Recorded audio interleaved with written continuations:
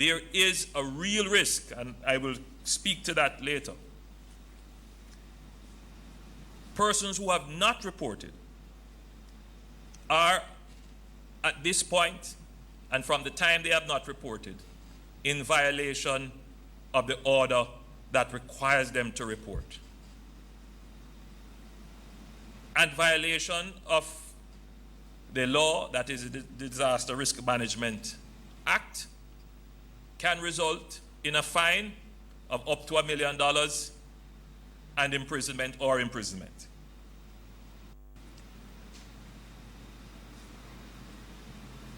We will now, as we find persons, as we discover them, charge them. And we will also, where required or as necessary, place them into state quarantine. Why is it that we have to take it so seriously? The Minister of Health will back me up when he comes up to speak, which I'll invite him shortly.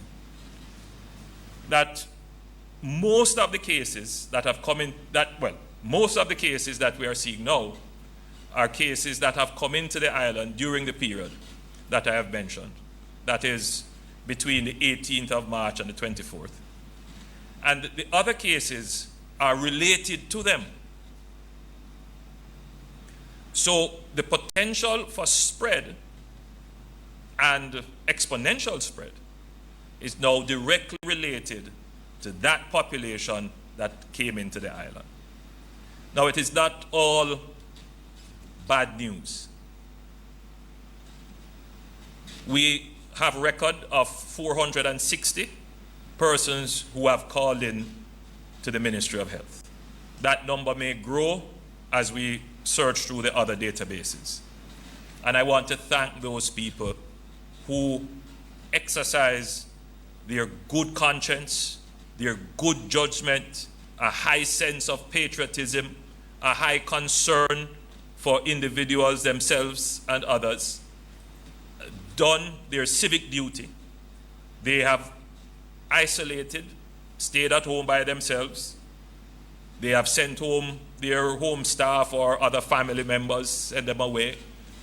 And they have reported their situation to the Ministry of Health. The Ministry of Health tells me that there are persons who call religiously to say, here is how I'm doing, this is what has happened.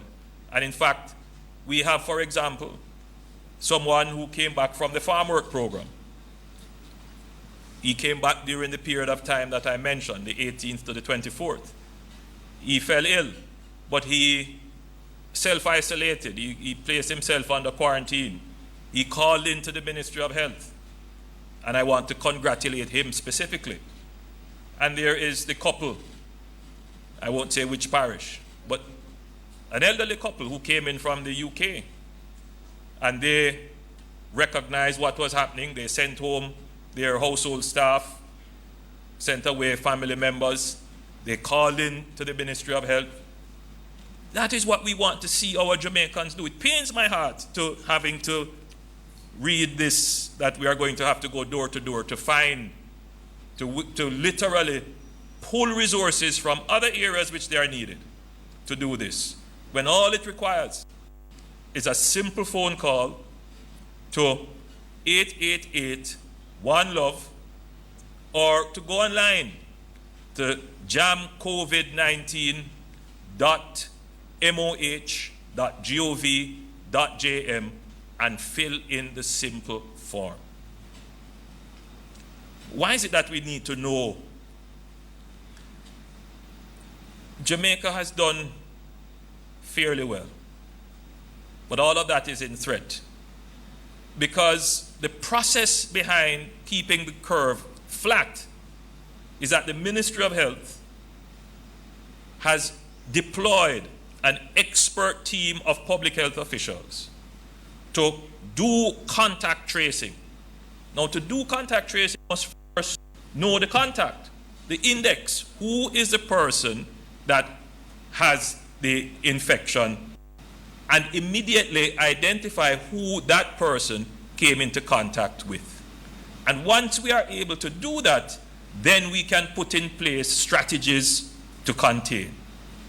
So, in the first instance, Minister of Health, we found an index case, March 10th. Person was in Bull Bay. Came to our attention.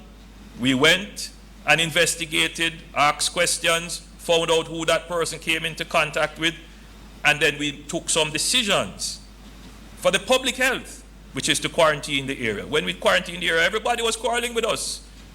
They're depriving people of their freedom and ability to move around. But now I think we can say we have largely brought that situation under control. People appreciate that that was in the interest of the public health. If everyone acts responsibly, we can keep our curve low. The question is going to come, Prime Minister, why not publish the names? Well, I believe we have already said it. The Minister of Health said it in Parliament, in the Parliamentary Committee yesterday. Though this is an emergency, we have to comply with what is within the law. We have to make sure that we follow the process. My own view is that at some point in time, we will have to publish the names. But at this stage, we're going to go through the process. We're going to try and identify them. We're going to exhaust all the options available to us to find those persons. And I believe that we have started to escalate the situation to ensure compliance. So at this point, I'm going to invite the Minister of Health to give up. Thank you very much, Prime Minister. So let me begin by just echoing the sentiments of the Prime Minister in terms of the need for that 5,000 plus, well, it's now about 4,500 or thereabouts, to declare themselves. The method of testing which we have engaged, and the Chief Medical Officer perhaps will elaborate on that, gives us a fair degree of confidence that we have managed to isolate, if you will, cases that have been imported. We have been able to trace and test cases that are linked to those imported cases. And indeed, beyond that, we have tested persons who are unrelated but being affected by the same symptoms, flu-like symptoms, and who have been hospitalized, and use that group as a control group to determine if there are other types of spread in the wider population. And the results so far has given us cause to be optimistic that the main source of spread would be persons who came in most recently. And so the Prime Minister is absolutely correct, based on the work that has been done on the ground and the advice given, that 5,000 or thereabouts population is critical. And I just want to say what we want to do is to help them. We want to help them to help themselves, and of course, by extension, to help the community, family, and by extension, the country. Just to give a quick update on where we are currently. So Jamaica has now recorded its 53rd confirmed case of COVID-19. This follows 6 new additions over the last 48 hours. The new cases are a 58-year-old male from Manchester, who is a contact of a confirmed case. A 57-year-old male from Kingston and St. Andrew is a contact of a confirmed case. A 40-year-old male from Kingston and St. Andrew, whose mode of transmission is currently under investigation. A 23-year-old male from Clarendon, who is a contact of a confirmed case. A 42-year-old male from Clarendon who has a travel history to the US, and a 22-year-old female from Clarendon who is a contact of a confirmed case. Currently, and on the positive side, 5 persons have been released over the last 48 hours following their recovery from COVID-19, which brings the total numbers released to 7 to date. So 7 persons who have gone through the process, been isolated, been treated, have been released. And I actually visited with the 3 released today. Yes, I did. at the University Hospital of the West Indies with the medical team, including patient 1. This is the first case that was discovered. They are fully recovered, and that discussion was quite instructive. It was to discern from them the conditions of treatment, how satisfied they were, what suggestions they would make. We're going through a learning curve, given that this is the first time we're going through this. The report was generally very positive. They were very pleased with the medical staff, with the attention they got, and I want to just really again place on record our appreciation for their efforts. And they are better based on the 2 negative tests within the 48-hour period. So they are now going to take their rightful place back in their communities. In the case of patient 1, she will await a little while before she goes back to the UK, and they have asked to express appreciation, Prime Minister, to you, to the government, and to the healthcare system for the support. The message in all of this is that we really still have the issue of discrimination. And one of the messages that we were hoping to telecast using them and us is that when they go back in their communities, please treat them the very same way you would have treated them prior to them having this disease. This disease can be treated, persons can recover, and the vast majority of Jamaicans, as is the case in the world, will recover from it. The 25 persons are in quarantine, 59 are currently in isolation.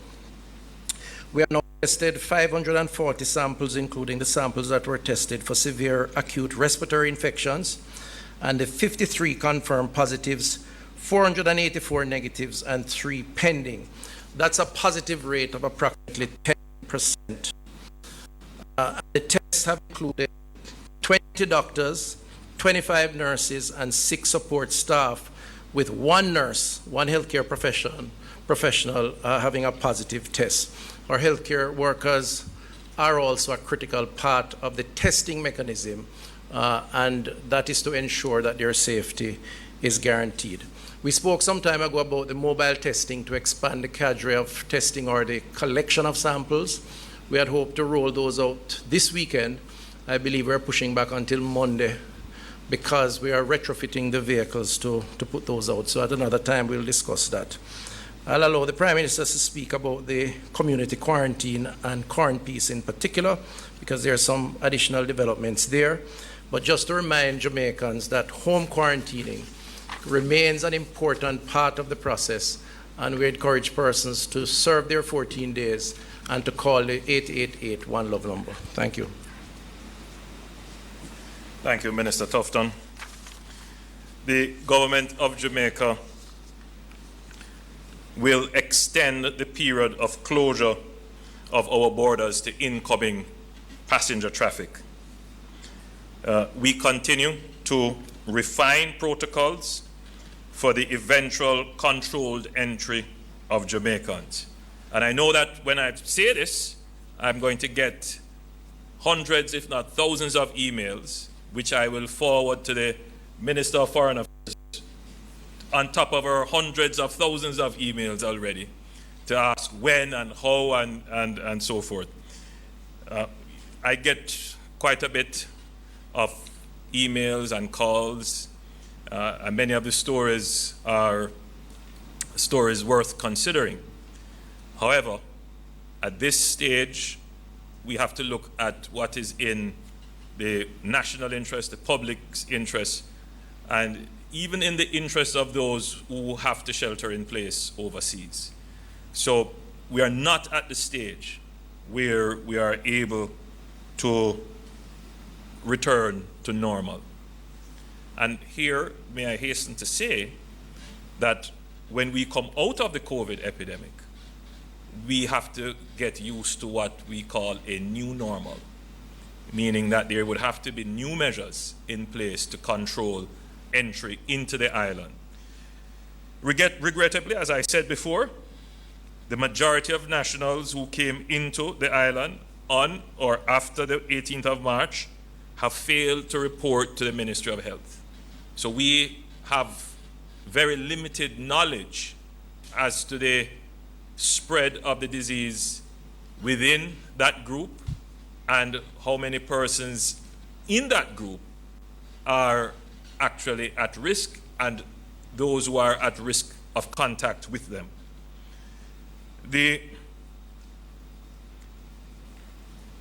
We have seen where countries that have allowed mass entry of their nationals and others into their country, having come out of the peak of the epidemic, we are starting to see that their numbers are rising, and they now have to be put in place control measures for entry. The other consideration is that the countries from which we would get most of our nationals seeking to return home are countries with community spread, but not just community spread, they have exponential rise in their community spread. And therefore we have to be very concerned about that. So for these and other reasons, we have to keep our borders closed. So we will extend it for a further 14 days. We will review and then make a decision after that. But we also have to consider what protocols we need to put in place to prepare us for what the new normal will look like for re-entry into the country. And by the way, that took up about 3 or 4 hours of our meeting yesterday. So I want the country to be aware, and Jamaicans all over to be aware, that your government is looking at all the combinations and permutations of policies and programs and plans to make sure that we come up with the right set of policies. Additionally, the government of Jamaica, on the advice of the Ministry of Health, will extend the quarantine of the Corn Peace community for a further 14 days. And it's clear why this is necessary. We definitely have to ensure that there is containment in that area. As it relates to the stay-in-place orders that have been given, people refer to them as the curfew orders that have been given.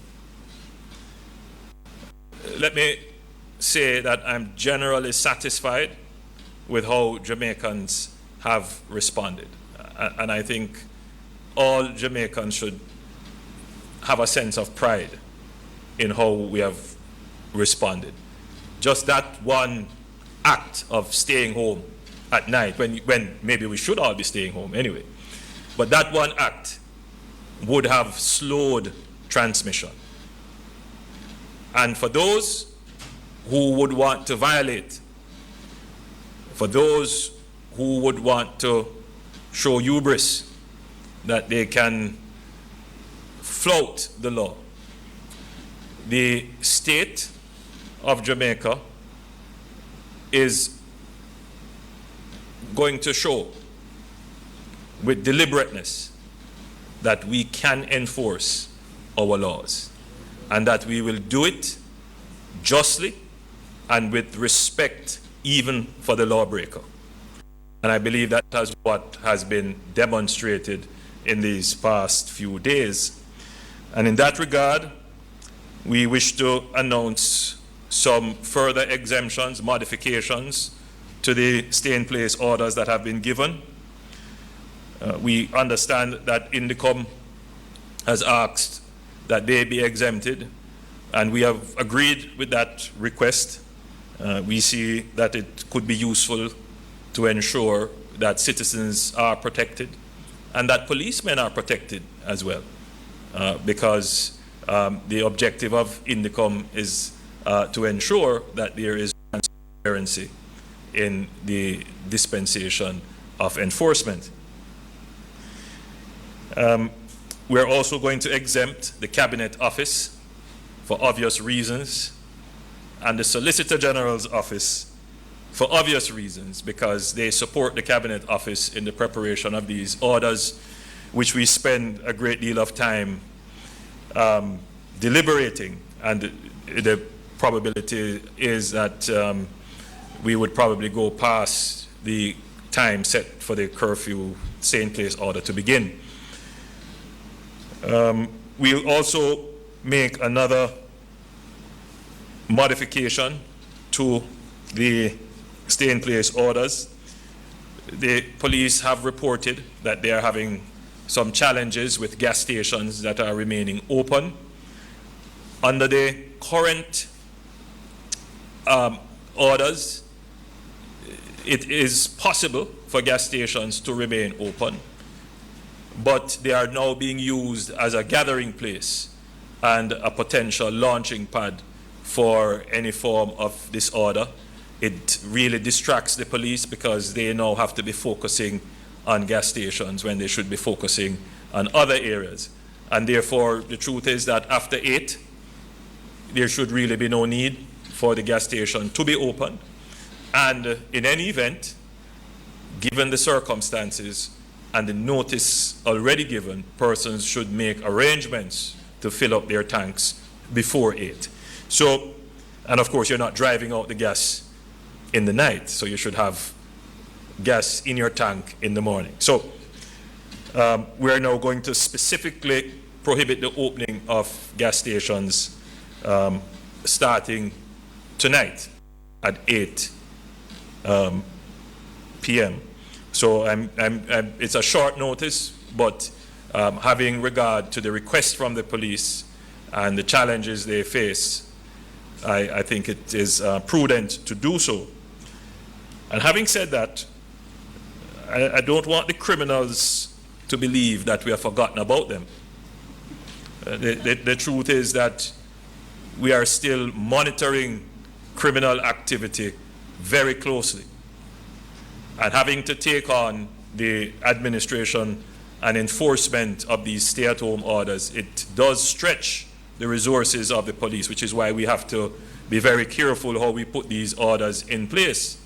But I wish to, I'm not giving any warning to any criminal, but I'm going to be very clear that we are still targeting the criminals, we are still conducting the necessary operations, and we are still interdicting and arresting criminals during this period of time.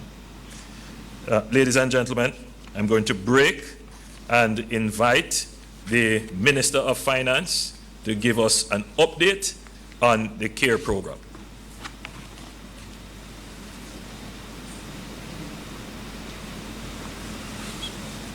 Thank you, Prime Minister. By way of background, the CARE program is a $10 billion program that involves the temporary transfer of cash to individuals and businesses to help cushion the economic impact of the COVID-19 pandemic. We will have detailed information on the program by way of a brochure that will be included in newspapers on Sunday. And this brochure on the CARE program will also be available on social media for Jamaicans to peruse and to view and to read. The mechanisms by which the delivery of these benefits to Jamaicans will occur, those mechanisms don't exist at present and have to be built, have to be constructed. And we have a team of dedicated Jamaicans from the Ministry of Finance, from the Accountant General's Department, from Taxation Jamaica, and from Gov't who have been working day and night. They've had to get an exemption on the curfew order to be able to put these systems in place to facilitate the applications that will be made by Jamaicans. The applications will open on April 9th, which is next week, and all applications will be made online through your computer or through your mobile phone. Persons will be required to submit information that identifies them, their name, their address, their phone number, their TRN, etc., as well as information about their bank account, and payments will be made automatically to the bank accounts once those bank accounts have been verified and validated. For those who don't possess bank accounts, there will be an option for them to suggest a remittance company of their choice to where the funds could be directed, and for them to collect those funds on production of an identification that matches the TRN of the application. The range of benefits are described in detail in the brochure, and we're going to make sure that we have a communication plan around these benefits so that all Jamaicans know what the benefits are and what persons can qualify for. Just to repeat, the program is geared towards the vulnerable population among individuals and the vulnerable among businesses that are affected by COVID-19. We do make, for businesses that are in the tourism sector, we are aiming to have the program incentivize employers to keep their employees connected with their business, even if those employees are not coming to work, so that when the time comes to restart, Jamaica's recovery can be with the kind of momentum that puts us ahead of the rest of the region. And although we have this segment that's targeted towards tourism, I'll just remind that we have a segment that is targeted towards all small businesses in Jamaica who can qualify once they've paid their taxes and they have employees qualify for a one-time grant. And there'll be categories to which persons who perform functions registered by a municipality, and here I think about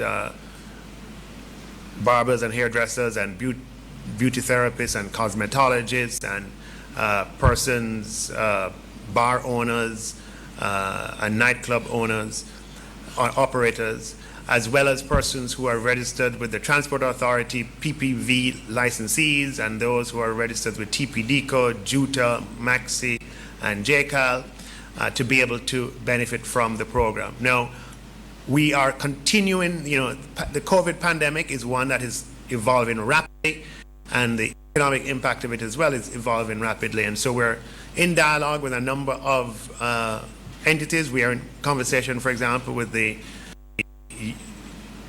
representatives of the Household Workers Association of Jamaica, where we'll be making specific provisions for persons under certain circumstances and so forth. I encourage you to get your copy of the brochure when it comes out, either the physical one on Sunday or the electronic one that will come out afterwards. The website will be open. There'll be a placeholder on the website until the 9th of April. And on the 9th of April, once you have your identifying information, you can put it in. We'll have a category of benefit called just a compassionate grant, to which any Jamaican can apply as long as that Jamaican is not formally employed and is not receiving a benefit from any other component of the CARE program. So that is going to be a part of the benefit package of the CARE program that's open and available to a large pool of Jamaicans who might be unemployed, who might be informally employed, and so forth. As I said, further details are going to be coming out over the next few days, and just ask for you to share the information as it comes out with your fellow Jamaicans and help us to make this a successful intervention to assist Jamaicans with the economic support during this time of the COVID pandemic. Thanks, Prime Minister. Yeah. Thank you, Minister. Just to reinforce what Minister Clark has said, the government of Jamaica is demonstrating that it truly cares about its citizens. We recognize that in this time of crisis, all industries are affected, and therefore the labor force will be affected, both the formal and the informal. We don't intend to create an obstacle to anyone from receiving the benefits that we have provided, and we recognize that there are those in the informal sector who would not necessarily always meet the identification requirement that would be necessary to access the benefit. And we have, as a cabinet, struggled with this, and we have considered that it is important that at this time that persons get the benefit. So you have some time. We start open up the applications process by the 9th, is it, Minister? The 9th of April. My advice would be to everyone at this stage, get an ID if you don't have one. Get registered in some database so that we know of you. Because as we sit in the cabinet trying to figure out how are we going to help the barber who we have no knowledge of him? How are we going to help the igler in the market? We have no knowledge of her. It is very difficult to even estimate, because even the funds that we have set aside, we are not certain what are the actual numbers of persons. We have some certainty for those who are employed. We have some certainty for those who are compliant. But for others, we simply just do not know. And it makes it very difficult for government to plan, for government to make budgets. Now people say you have a census. Unfortunately, the last census was over 10 years ago.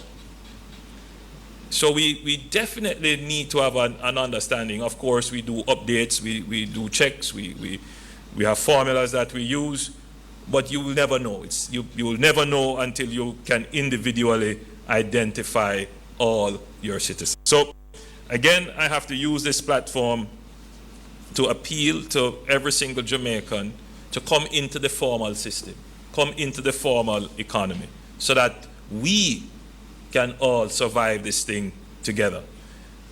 I want to just make another point. The Minister of Finance has not made it, but it should be made. This money is not free money. And there's a sense where the population feels that the government has some money somewhere that it puts down. The government has no money. The government is the steward of your money. This is your taxpayers' money. And the government that you have elected has taken a decision, I believe, in your favor to provide some support for you during this difficult period to help to tide you over. It is a support. You would want to know that there are mechanisms in place that when we transfer the money, that we are giving it to legitimately deserving persons and to persons who are not ghosts, but real people that are getting the funds.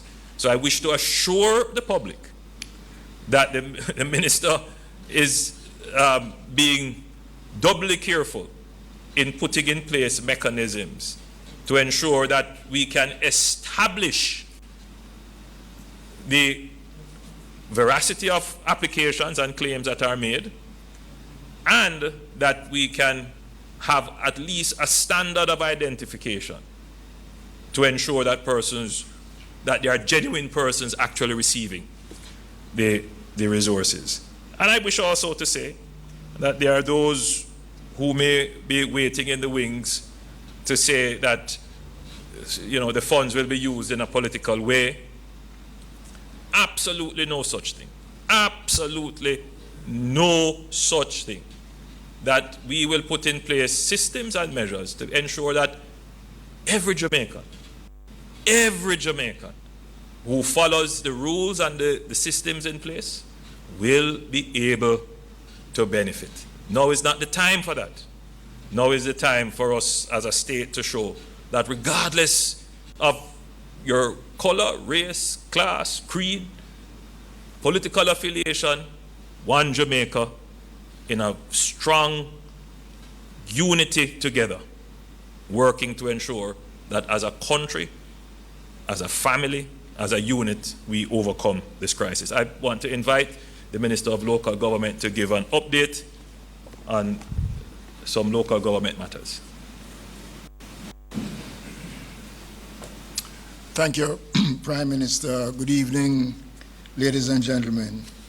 Just to report that we have completed the first phase of a sanitization and cleaning program of all our infirmaries and golden age homes across the country.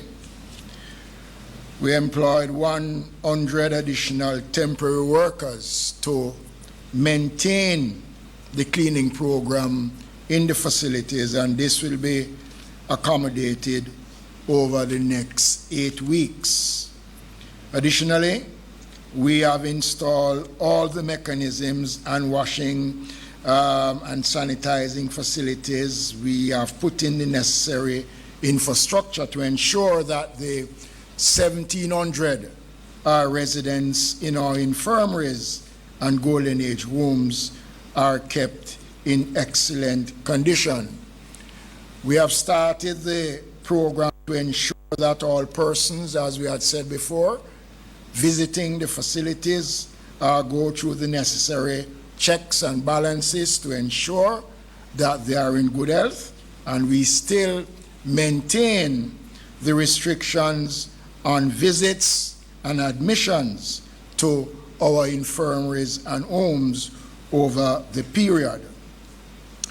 On Sunday, we commenced the all-island feeding program of the homeless communities through the length and breadth of Jamaica. And Prime Minister and colleagues, I want to advise you that so far we have provided breakfast and lunch for 10,000 such persons across the country, with the majority of those cases being in the corporate area. We are over 4,500 such persons in the corporate area have benefited from this.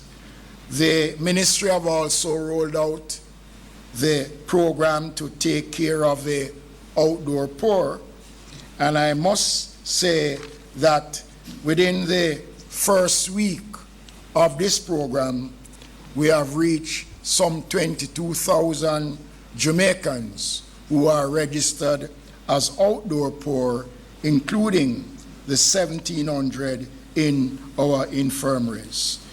Colleagues, Jamaica, we have started the program to find shelter.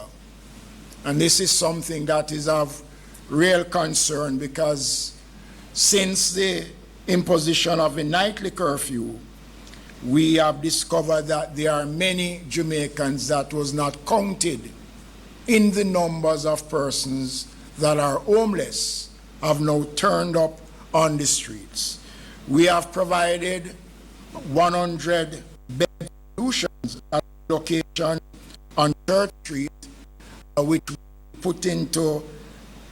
we activated last night, and this facility, as I said before, will facilitate 100 such persons, and also the Mary Atkins facility, which is running out of space.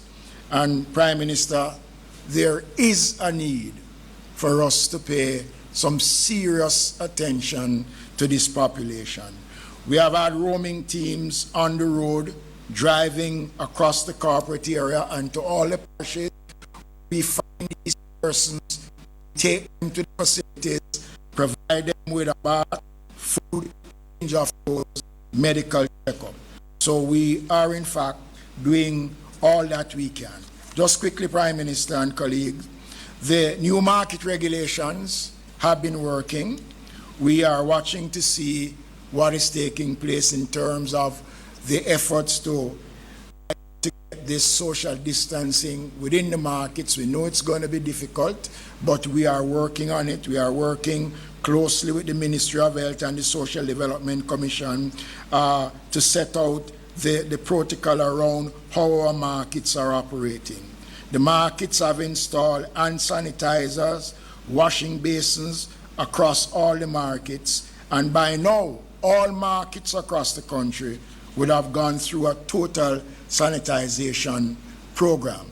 So we are watching to see what is taking place within our markets. I want to also announce that the Ministry of Local Government have provided some $50 million to the local authorities for the trucking of water to all municipalities across the country, and this program is ongoing. Just two areas of concern. We still recognize that there are persons within the barbers and hairdressers that is not complying with the request that was made in terms of their operations, and we are still seeing where gyms are operating also outside of the request that was made previously. Let me say to these entities that we are still monitoring your activities, and if needs be, I will therefore make the request to the Prime Minister that we take more drastic steps to get compliance in these areas. Thank you. Thank you, Minister. The government has been getting not necessarily requests, but persons seeking an understanding of government's position on the wearing of masks. And I'm going to invite the CMO to give us her guidance on this matter.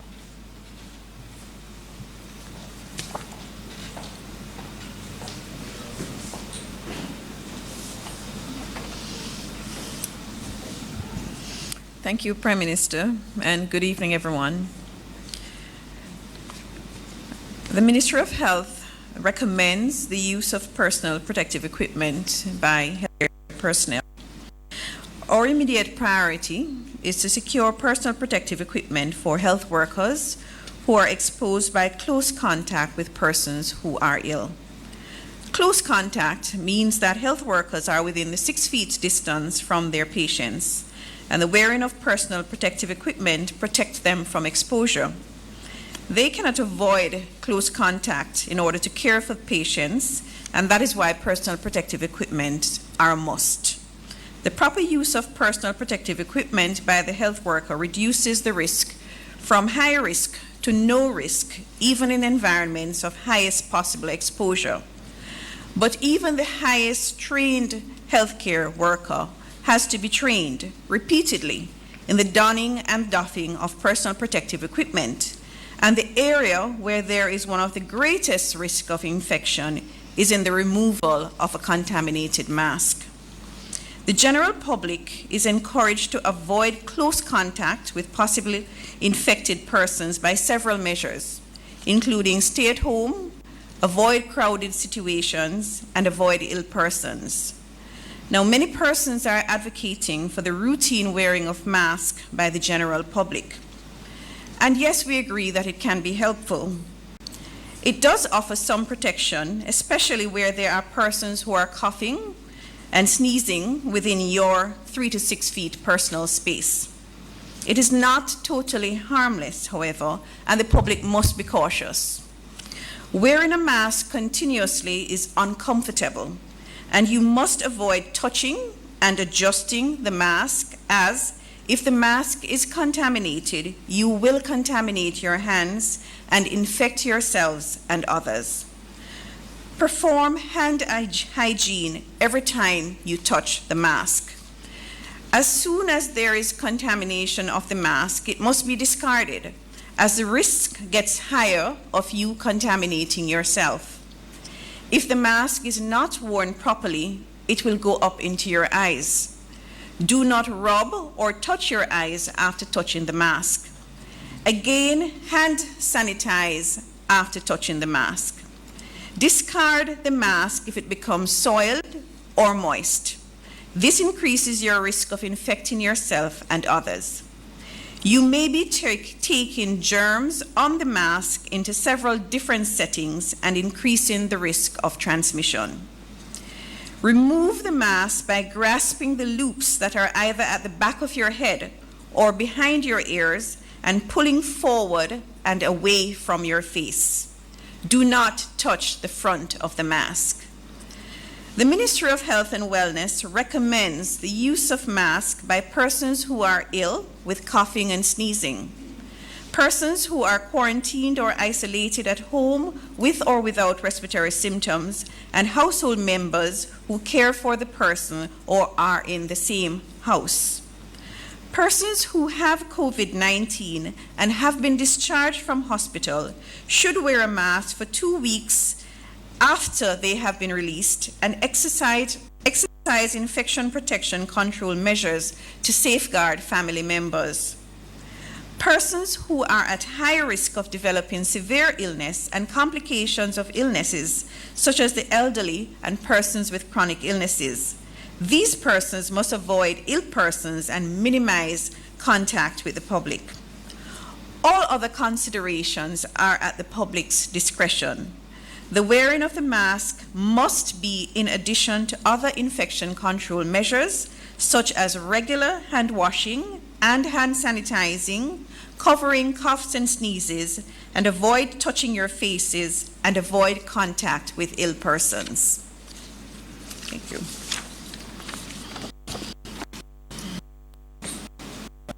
CMO, after that, we'll have to.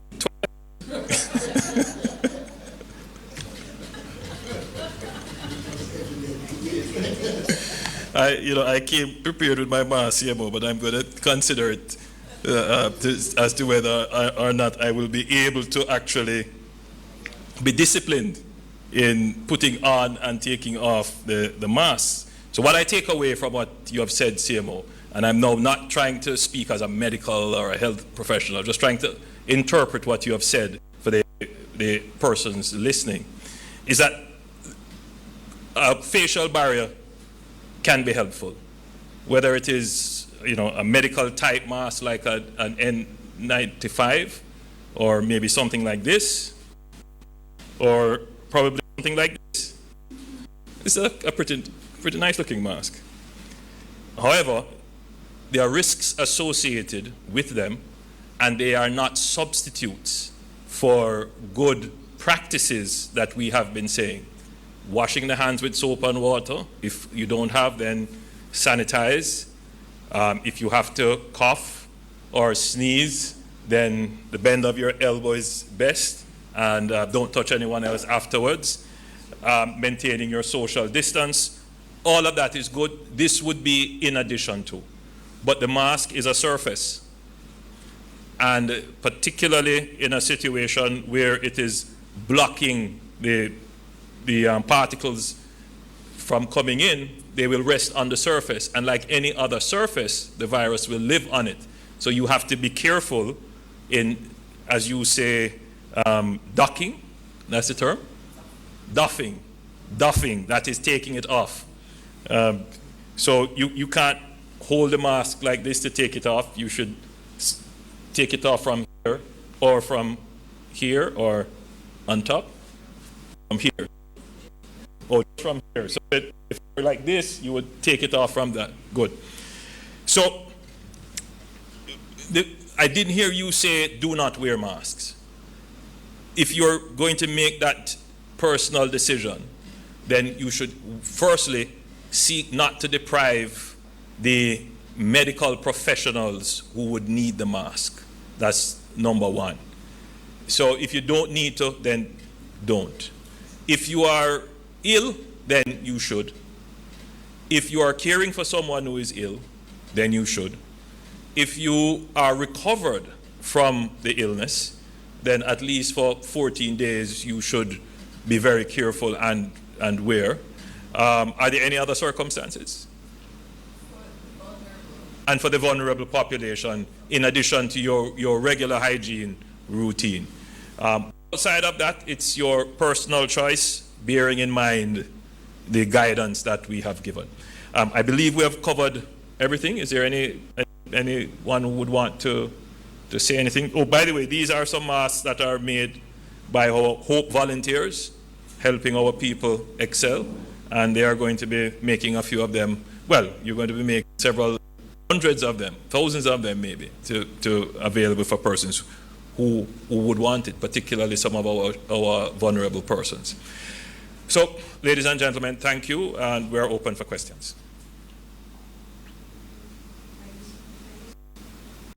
Thank you so much, Mr. Prime Minister, for the comprehensive briefing. We now ask members of the media, and I believe it's about 30 persons who are in the Zoom 30. to yes. Remember, we have a curfew. To yes indicate there by using the raise hand feature on the Zoom. If you have a question, we ask that once we identify your media entity, then of course you identify yourself and ask your question. And for those who are in the waiting, can we ask that you just put on mute so that we don't have an overlap of the audio coming out on the one that's on. The observer is first. Mr. Henry?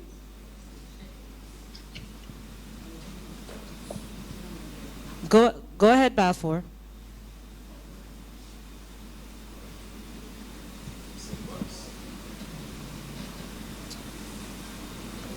All right, let's see if we can get over then to the Gleaner. I believe Damien Mitchell.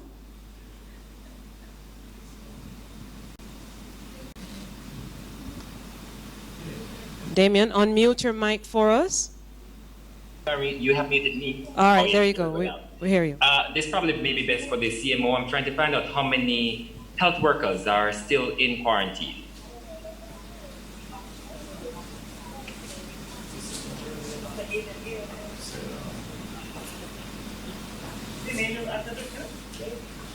The CMO is on her way to the microphone.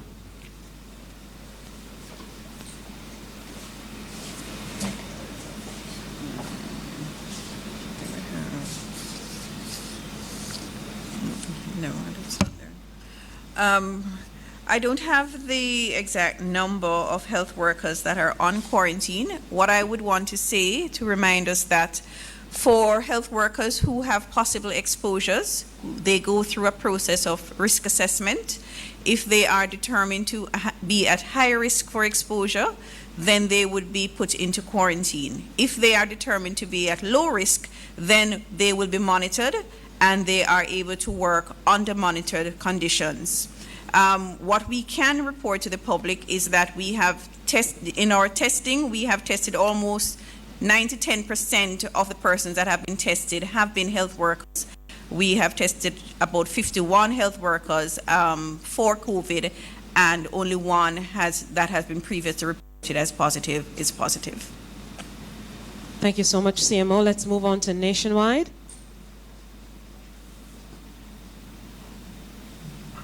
That's Brittany. Yes, go ahead with your question. Thank you.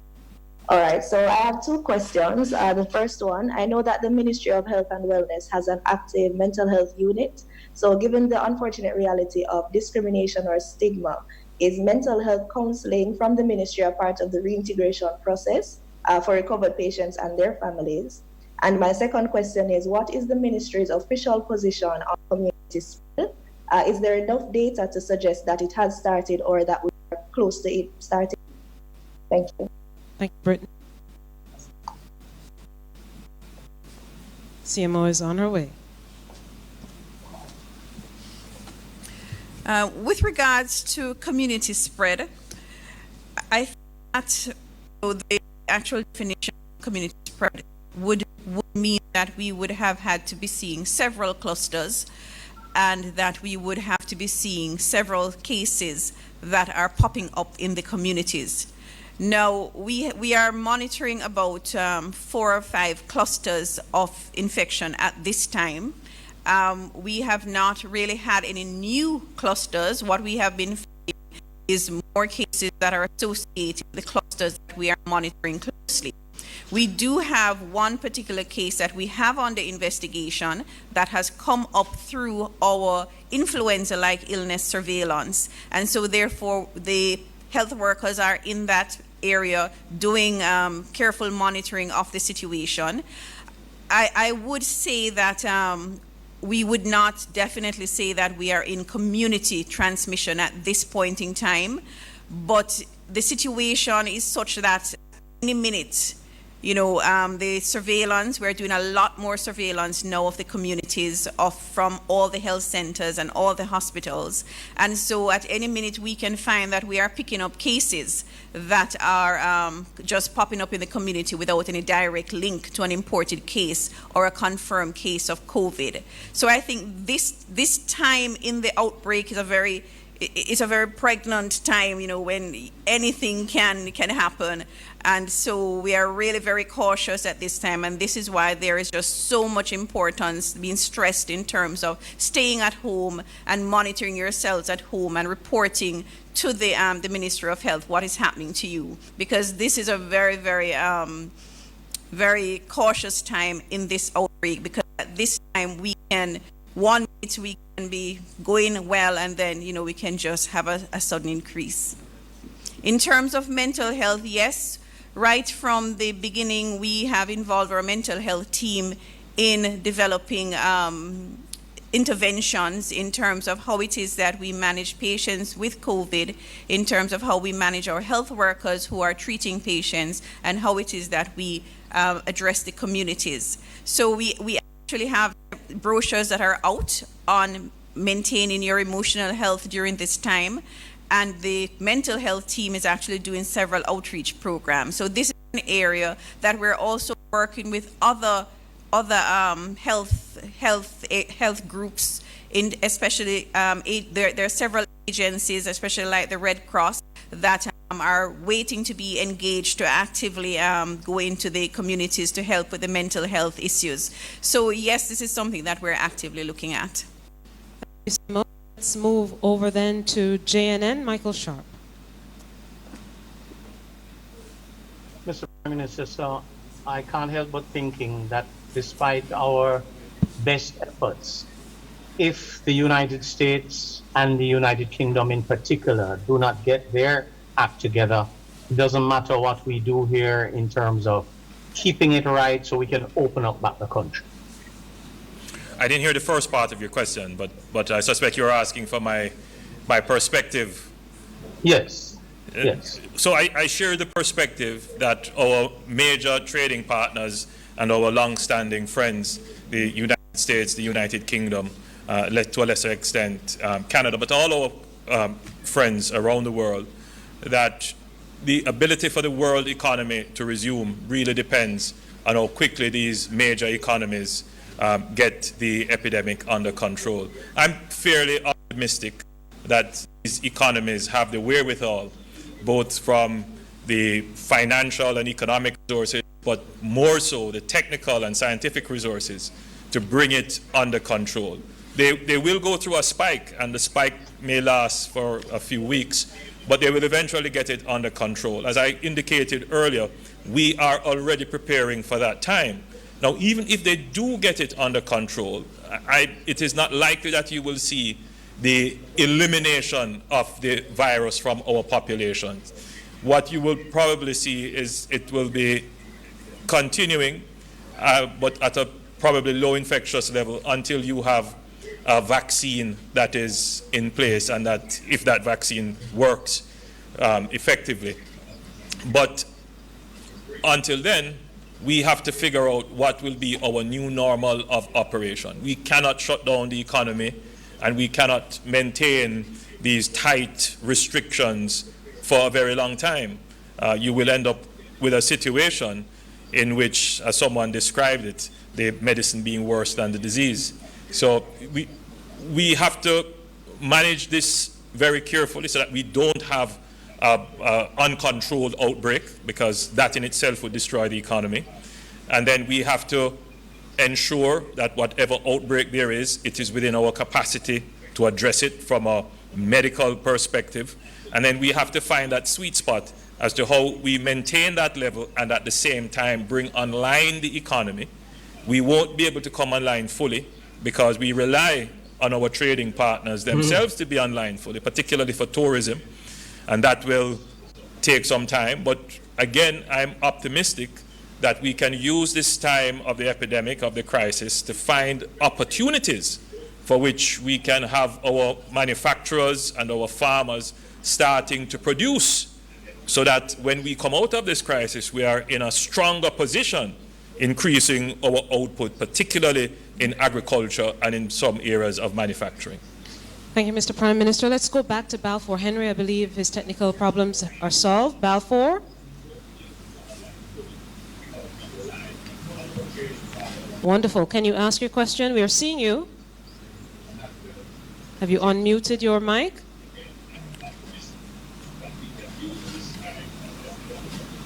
I don't believe we're hearing Balfour again. I know Dashan Hendricks was on. He says he has some technical problems. We're hearing me now? We're hearing you now, Balfour. Go ahead with your question. Yeah, I just wanted to ask the Prime Minister if we had given any consideration to a state of emergency instead of an island-wide curfew before he made his decision. So, as the Attorney General had indicated, that the Cabinet considered all options available, and we considered all the constitutionality questions, all of those issues. And I think where we are now, the measures that we have put in place are sufficient. As I've said, and we keep saying, that if the situation gets worse, then you should be able to have some other tools in your toolkit that you can deploy. But where now, I think we are sufficient. Thank you, Mr. Prime Minister. I know Dashan Hendricks was on the Zoom. He said he had a little bit of technical problem on his side. So he sent his question. He asked, how many ventilators do we have in Jamaica? How many are on order? And when do we expect them to come into the island? That's Dashan Hendricks from TVJ. I'm going to ask the CMO, who gave an explanation of this yesterday, but it's important to say it again. All right, so within our normal cadre of ventilators, we have 26 across the island that are in good working condition. In addition, that does not include the University of the West Indies, where I understand that they have 28 ventilators there. In addition to that, we have obtained 3 ventilators last week. We received a further 23 last night, and we are to receive a further 7 next week, and then 25 at the beginning of May. That would take us up to 80 that we would have by about the first week of May.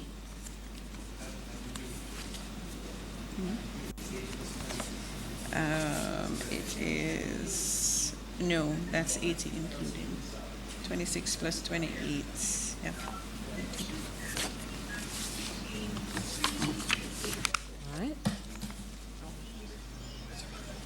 Thank you, CMO. Before we go to the other questions, I actually, the Minister of Foreign Affairs had an update which would have answered all these questions, many of them about where we are with donations and international philanthropy and partners. I'll invite the Minister of Foreign Affairs to give a brief report on that.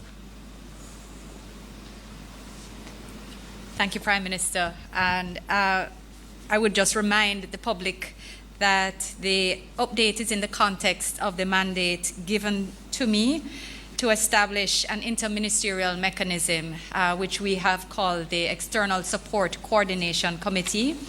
Its intention is to ensure coherence in the engagement with our external partners, to ensure coherence in communication between the ministries, departments, and agencies, and as between them and our external partners, to ensure that offers of assistance meet our priority needs at this point in time and to ensure that gaps are covered, as well as to devise methods of accountability and transparency with regards to assistance given during this crisis.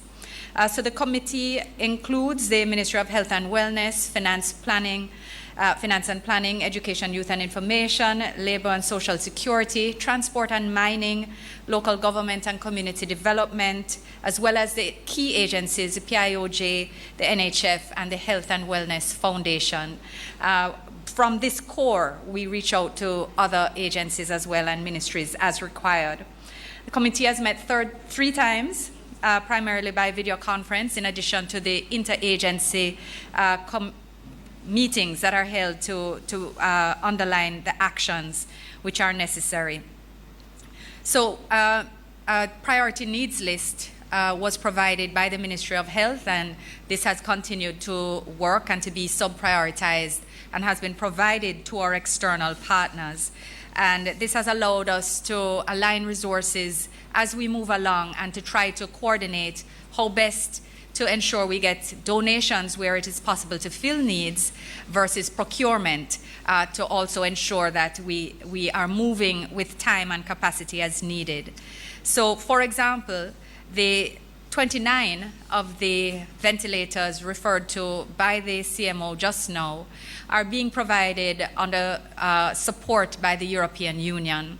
The European Union is not only providing these 29 ventilators, which include transport ventilators and the priority ICU ventilators, but they are also exploring how to pull together additional funding to support other priority needs, which may include ventilators if we don't procure them from other means or other related equipment. You may also have heard that the Republic of South Korea, together with East West Power, will be providing test kits, and they will be sufficient to test 7,500 persons.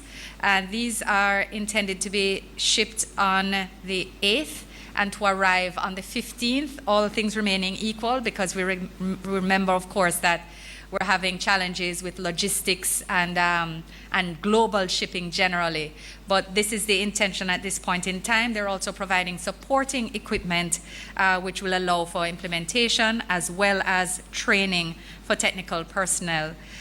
We also are looking forward to receiving from the International Atomic Energy Agency another body of kits which should be sufficient to test 2,000 persons, and this is in conjunction with support from the United States and Canada, United States and Canada, which provided COVID emergency funding to the agency, such that they are now going to be meeting this particular need, this particular priority for Jamaica. We're also receiving an initial shipment from the government of the People's Republic of China, which includes N95 masks, disposable protective clothing, infrared thermometers, protective goggles, disposable surgical gloves, medical isolation shoe covers, and we're also receiving from private sector companies within China to include 30,000 masks, gloves, eye protectors, more protective suits, and you may have heard or seen a response, or rather a notice in the public also about a specific donation from Jack Ma and the Alibaba Foundation. Those are not included. There is also, although it has not shipped yet, but we are looking forward to welcoming it, 30,000 surgical masks and test kits for 3,000 persons. And I speak in that language because the CMO I know has explained to you before that some tests require 2 stages, so the number may be higher, but so I speak in the number of persons who will be covered. And we also have received at the embassy in Beijing from the Hubei People's Association for Friendship with Foreign Countries 10,000 masks, which we will be sending by diplomatic bag so that they'll get here a bit more quickly. We know, of course, that there are other donations which will come through the United Nations, through PAHO and other agencies. UNICEF, as you would know, is already working directly with the Ministry of Education, Youth and Information. And of course, you would have heard, which didn't come through this committee, but we will now work to support implementation with the Ministry of Health, USAID, as well as PAHO, to implement the $700,000 US or $95 million J donation by the government of the United States through USAID, because that is going to be deployed into the COVID response, but it It will now come through the committee to help support how it is implemented. So as you can see, there's quite a bit happening on the international partnership platform, recognizing that even though these countries are having their own challenges, they are reaching out. We are working with them. We continue to express our sympathies and our solidarity with their governments and people as they continue to work through their own domestic challenges. And we express continuously our appreciation for the support and partnership which they also extend to us. And if you would just permit me, Prime Minister, just one more, but although I know that it is in the public domain already, the government of Cuba has also been an excellent partner. You would know already that they have provided 140 healthcare workers who are in quarantine, but some, I understand, are to hit the ground running very soon. I'm sure Minister of Health will speak about that. But so that did not come through this committee, but I feel it would be remiss of me to not express appreciation as well to the support being given in terms of that human capacity. So thank you, Prime Minister, and once again, thank you to our friends and partners. Thank you, Minister. Prime Minister? Thank you. Very important that we acknowledge the assistance that we have been given from our international friends, international partners. Even in a time of crisis, the goodwill for Jamaica still is strong. And, you know, when people are kind, we should say thanks. And I use this opportunity to thank all those who have reached out to us and assisted. The CMO has asked me to clarify a point, just so that the public is aware that we should have 80 ventilators by next week. In total, we should have 80. And then by the 1st of May, thereabout, another 25 should come into the island. So we should have, by the 1st of May, thereabout, over 105 ventilators in terms of our capacity. And that's critical to understand. We will continue to build out capacity as needed, but I would not want anyone to be panicking. We have made provisions, and those provisions are coming into place nicely. We could return to questions. Thank you, Minister, for that update. Thank you. Thank you, Prime Minister. I do believe it's 23 minutes past 6. We'll take about a few more minutes of questions. Quickly, though, from social media, given that the Minister just spoke, there's Latonia on social media who's asking, will the government offer some form of relief for those who may be violating their visas, or if it's at risk, given this public health crisis globally? I suspect you mean on both sides. Jamaicans who are overseas. Correct. Thanks very much. Of course, the advice would vary depending on where you are in the world. We know, for example, that the European Union has just this week announced that they will not be enforcing on persons. They will be allowing extensions for persons who are legitimately working or staying and who will be unable to travel or travel before the expiration of their visa for reasons related to travel restrictions. We also are aware, I just received it, I believe, yesterday, that the USIS has issued an official request now that persons who may be similarly affected there, that they should apply to the U.S. immigration for an extension of stay, and that it's important that they do this before their visa expires. So if you are legitimately there, then you can seek an extension.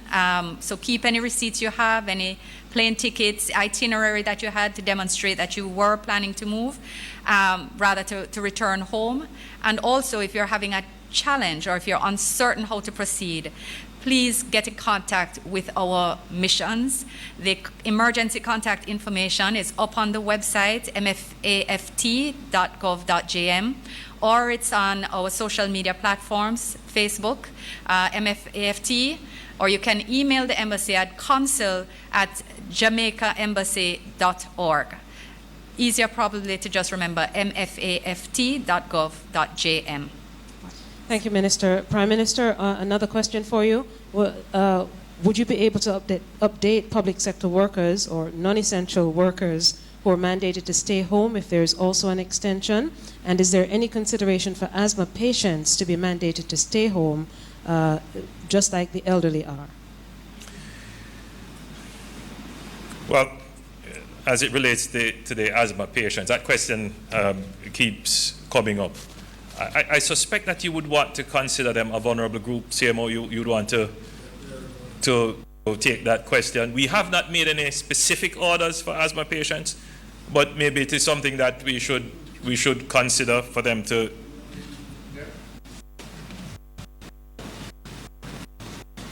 Is that not the clinician, but since the CMO is also an asthma patient, I'm speaking on her behalf. Yes, if they are a vulnerable group, we have discussed it because she's also having to protect herself from clinician, any possible risk.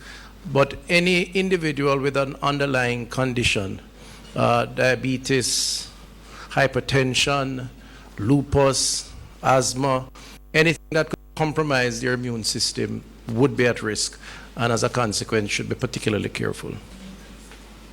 So again, we haven't made any specific order for asthma, but it is part of the vulnerable group, and therefore they should take the necessary precautions. And as a consequence, as it relates to the work from home orders that have been given, those would come to an end somewhere about the 7th of April. We are in the process of reviewing, and we will come to a decision on that. We'll probably alert the nation to that on Monday. But I suspect from what I'm seeing now that it is likely that it will be extended. And people might be wondering, you know, what would be the trigger for some of these orders to be revoked? Well, the CMO used a term which I found very interesting. This is a pregnant time. It is meaning that it is a time when there is an expectation of something to happen, and it is, it will materialize. So as Minister Mackenzie is saying, there is no such thing as a little bit pregnant. But the truth is that we are very close to the community spread stage. We have been explaining this to the public. And the fairly gradual rise in our curve may give people a false sense that we are okay.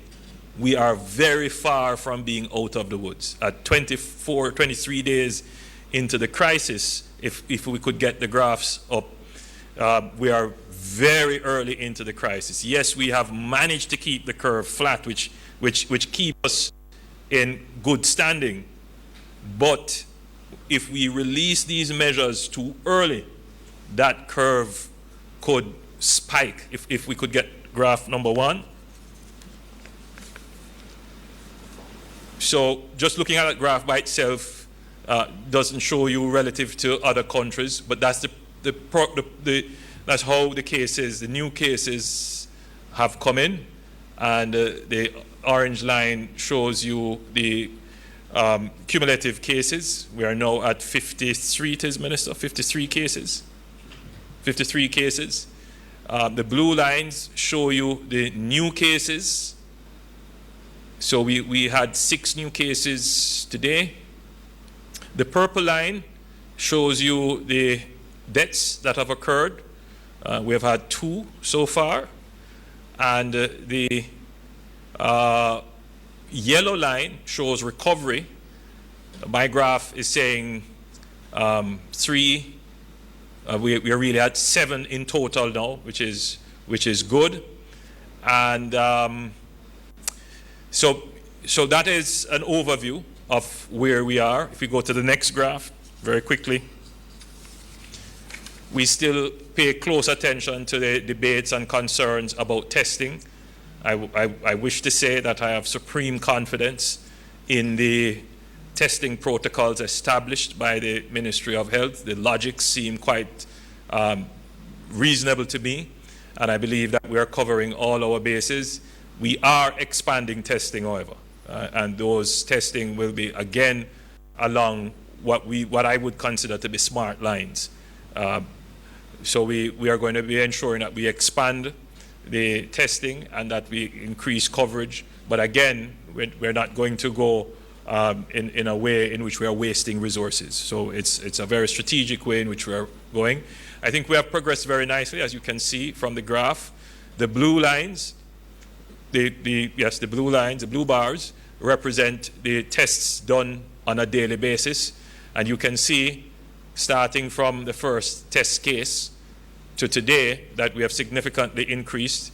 We are now at 539 tests. We did 64 tests today, or yesterday, of which 6, the red part of the bar, represents the number that are confirmed positive.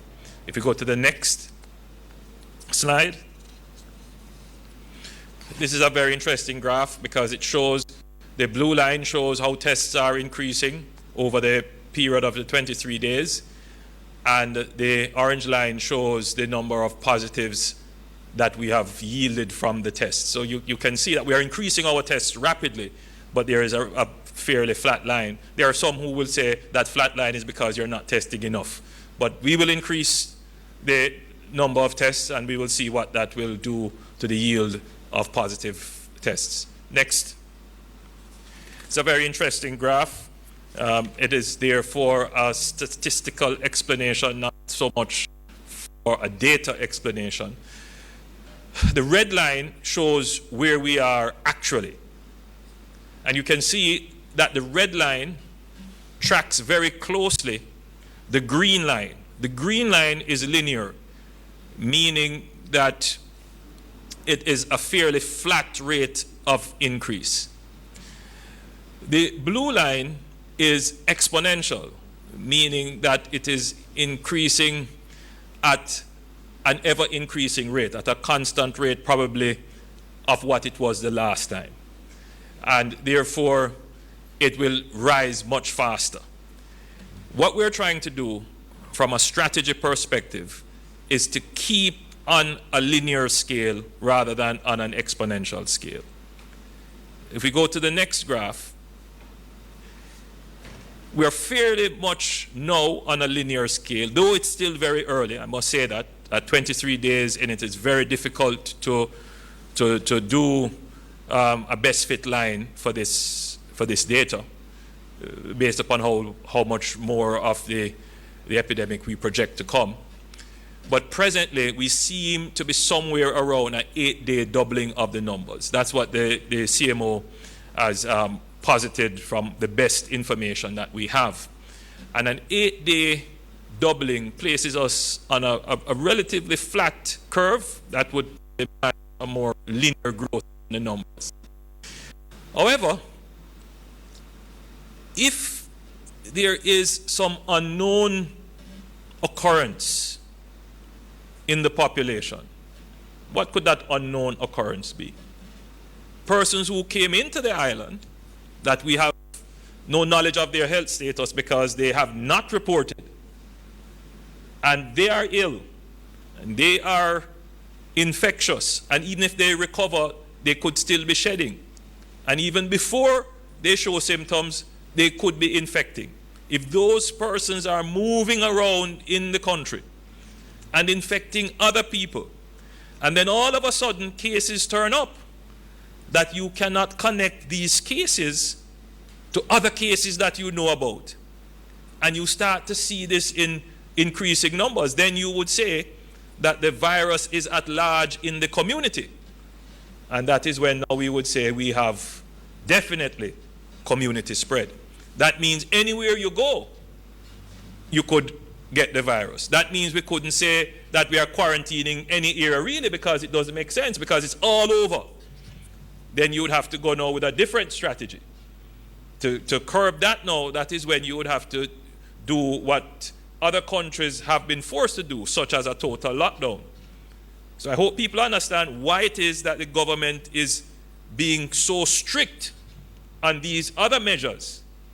Social distancing, proper hygiene, stay at home, work from home, vulnerable stay home, so that we don't get to this community spread, where really the only tool to control the community spread would be to implement a lockdown.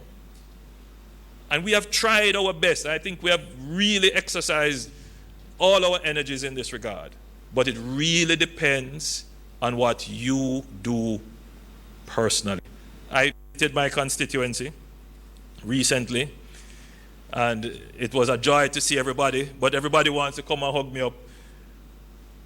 And, you know, it's hard to say to people, don't, but we are going to have to bring that now into our daily practice. You have to give people social distance. Give them their space.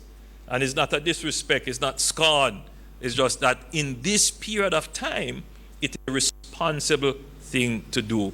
I'm really nervous when I see the pictures of our markets and everybody going about their business, and I see the internet and everybody saying, no, come to me. And you end up in the hospital, and then we are struggling to find ventilators. I urge you to pay attention to what is happening in the other countries, where we see patients dying and countries having to make decisions about who gets the ventilators. It is a very serious issue. So if we go back to the final graphs, so we are at 53 cases on day 24. Panama is at 1,475 cases at day 25. If people do not behave responsibly, our curve could easily shoot up. And so I end my presentation to you today. Please be socially responsible. Please, if you have come into the island after the 18th, please report to the Ministry of Health, 888-1-LOVE or jamcovid19.moh.gov.jm. Thank you, ladies and gentlemen. Mr. Prime Minister, thank you so much. There are no further questions from our Zoom participants, and so we'd like to thank everyone for attending the briefing this evening, and we wish you a safe weekend. Please remember to stay indoors and stay safe. Good evening, everybody.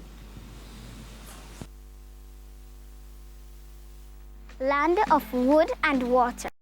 Or the nearest health center and share your travel history. The flu and coronavirus can kill. Let's protect each other. A message from the Ministry of Health and Wellness.